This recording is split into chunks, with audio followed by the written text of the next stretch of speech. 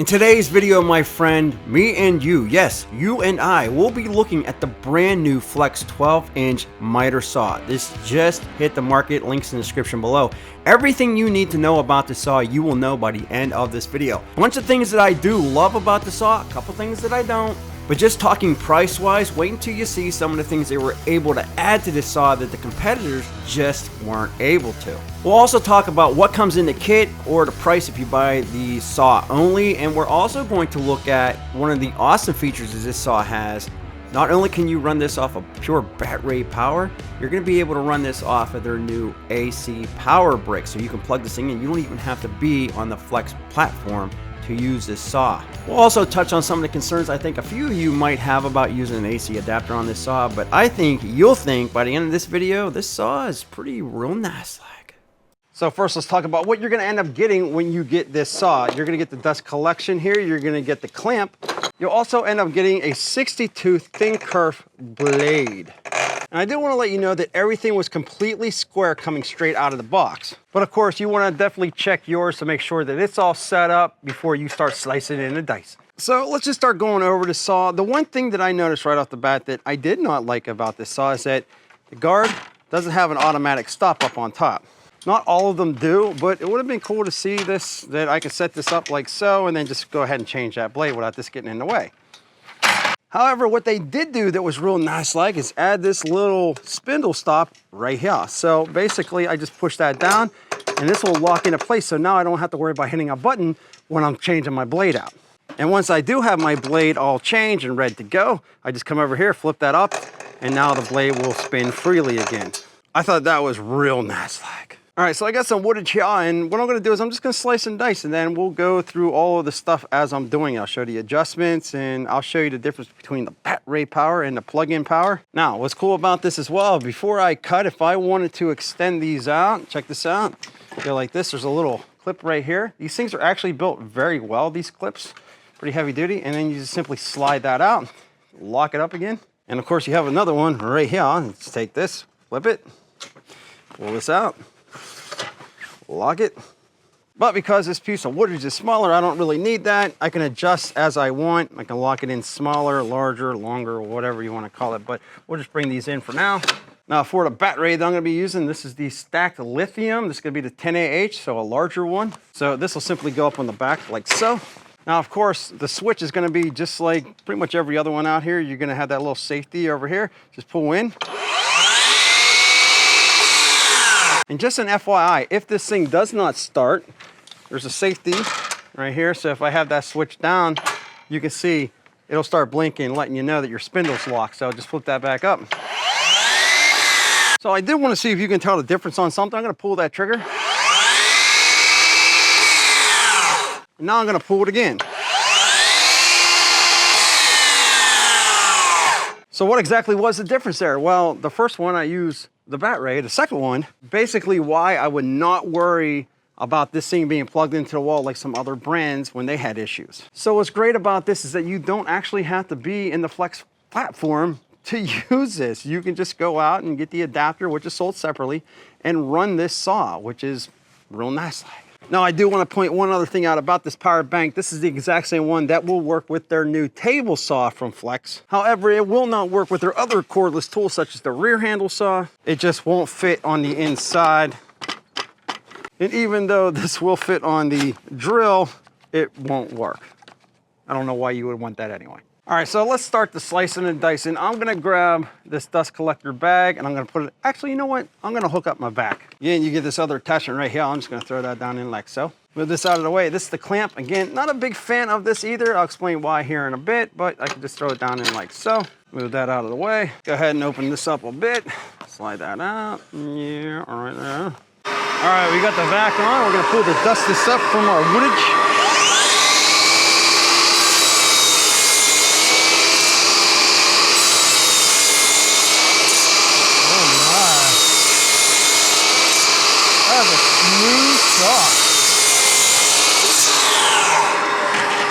Now we'll keep going with that, but if you want to bring that fence out, check this out. You got another clamp right there. Just pull that out like so, and then clamp it in again. The same on this side. Just put. I really like these clamps. I like how they have this set up. And just boom. Now that dust collection system worked real nice, like, but I want you to hear the saw. It's so smooth without the system on. Listen to that cut.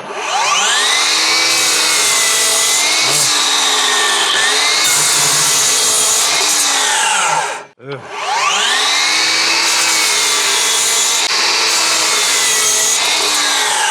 I don't know if this is picking up on camera, but this thing was designed very well. The dust collection system. You got these wings over here to sort of like direct everything into this system, and you can just see it blowing at the top. It catches almost everything. Let me turn that back on again and watch all the dust being caught up in here.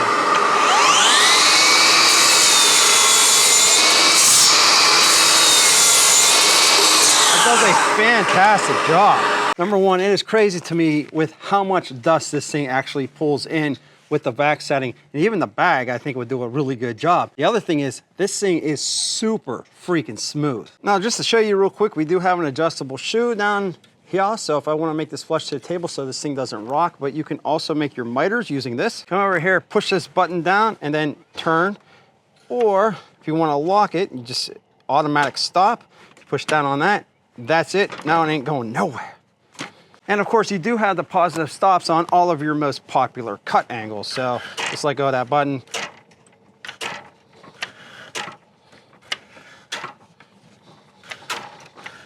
However, this is the part where it gets super cool.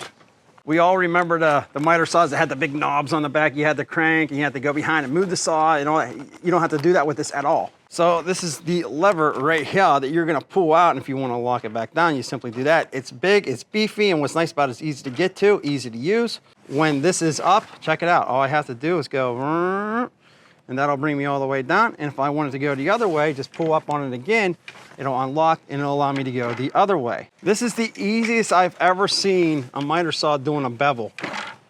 And then bring it up, and again, you just unlock it if you want to go back the other way. It'll automatically stop in the middle, so that's your positive. Boom, bring it back up again.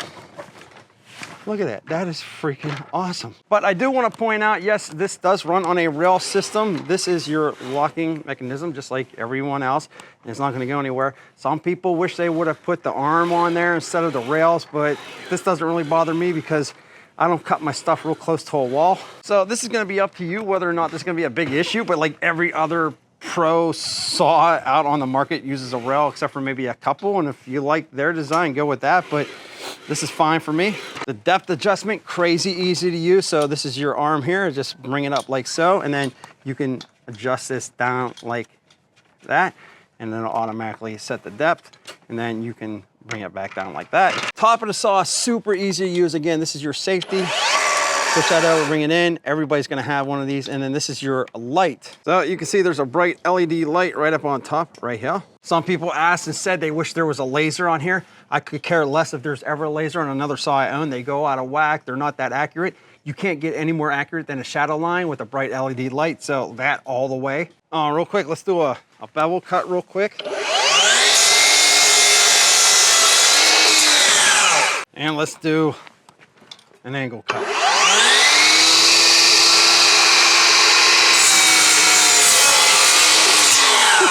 That dust collection's crazy. Now, as mentioned, there are a couple things that I don't like about this saw. Let's talk about the first one. It is the clamp, which isn't a big deal. You can buy third-party clamps and use it. I like how you can use this on both sides. I like that it's beefy, and I like that it has that large overhang where it doesn't get in the way of your fence, or your fence doesn't get in the way of it. Even with all the goods said, you have to twist this all the way down or all the way back. There's no quick, fast release or adjustment on here where there's a lot of other ones that are on the market. They'll just drop this and then you can fine tune tighten it. You have to go all the way down, all the way back up. It's a small gripe, but it is a gripe that I have. Now, the next gripe that I have is a little bit more serious, but there ain't no turbo on here. Have you seen a single turbo button anywhere on this saw since we've been looking at it? Now, I know what some of you, including Flex, might ask me, why would I need a turbo button on a miter saw? My answer to all of you, you always add the turbo button, Flex. Other than that, this is a solid freaking saw. I love how they put the extra effort in. They milled the fences. Even on the extenders, they got the milled, so it doesn't allow your woodage to move around as much. They pretty much put it everywhere. Even on the table itself, which is real nice like. Hell, they even got it up on here. So no slippage of the woodage. The dust collection part, it is freaking amazing. They did an absolute awesome, real nice-like job on that. You hook a vac up to this thing, and I'm telling you, the only dust I have on this is from when I didn't turn the vac on and I didn't have the bag on. But this is a freaking amazing job that they did on this saw for that. The adjustments for the miter, not the smoothest I've ever encountered, but still pretty smooth. Really like the green markers that they put up on here. It just gives us some flair, and it's also easy to see. All the adjustments in the back, they're real easy to see, make out. The miters, same thing. Very easy to see all the numberage on here. You know, a lot of people are gonna say, oh, about this clip, man, it's gonna break. Nah, this thing's heavy duty. I don't think you're gonna have any issues with all of that. Now, here's the part of the video where I do gotta do a little bit of the blah, blah, blah. Number one, I gotta talk about the power adapter. I had a lot of comments on the short videos that I did talking about they were concerned that this saw was gonna burn up like the, I'm not gonna mention any names, the Walt miter saw did. Well, there's a reason why I would not worry about this saw having any issues being plugged into an AC adapter. So the number one reason is this has a lifetime warranty on any flex tool that you buy. In 2024, they extended out that you have a lifetime warranty. If you register your tool, if anything goes wrong with it, you send it back, you either get it fixed, you get a replacement, whatever, you don't have to worry about it. Now, here's another reason, and a good reason why I would not worry anything about the AC adapter given this saw any issue. When they built these tools, they created these tools a few years ago. They built them with these bat rays in mind. These are the stacked lithium bat rays. The bat rays the Flex used, the stacked lithium, are not cylindrical cells. These were built from ground up with these tools in mind. They were able to deliver way more power than a cylindrical cell bat ray could. So when they built these saws and the drills and all that stuff, they had this bat ray in mind. It worked together. So basically what I'm saying is these bat rays were designed to put out more power. They cool faster, all that good stuff. These saws, the table saws, the rear handles, all that stuff the Flex have are designed to take more power. Let me show you something. This is the package that the AC adapter comes in. You got 2000 watts, 24 volt. But if you look at the Flex stacked lithium bat rays, 20 watts. 3000 watts maximum continuous discharge wattage. Therefore, you should have absolutely no issue with this saw accepting that amount of power. If it does, if you ever have any issues with it, you got the lifetime warranty.